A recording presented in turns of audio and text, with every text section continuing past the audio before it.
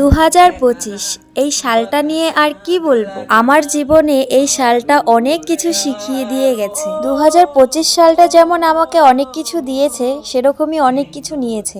2025 সালের প্রথম দিকটা আমার একদমই ভালো যায়নি, অনেক কিছু হারাতে হয়েছে বা অনেক কিছুতে কষ্ট পেয়েছি। কিন্তু 2025 সালের শেষের মাসগুলো আমার খুব ভালো কেটেছে। যাই হোক, ভালো মন্দ নিয়েই আমাদের জীবন, শুধু যে ভালোটা হবে এরকমটা আশা করা একদমই ভুল।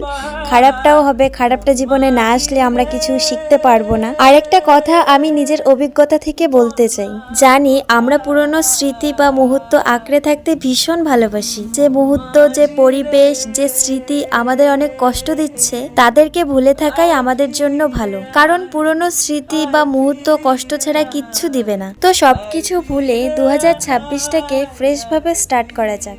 আজ 2025-এর শেষ দিন, মানে 31শে ডিসেম্বর। চলো এই 31শে ডিসেম্বরটাকে খুব ভালোভাবে কাটানো যাক। কাল তো 1লা জানুয়ারি, তো সবাইকে অ্যাডভান্স হ্যাপি নিউ ইয়ার। 2026-এর 1লা জানুয়ারি থেকে সবাই ভালোভাবে এবং সুস্থভাবে নিজেদের জীবন শুরু করো। তাহলে আজ এই পর্যন্তই থাক, আবার কথা হবে 2026 থেকে। ততক্ষণের জন্য সবাইকে টাটা, বাই।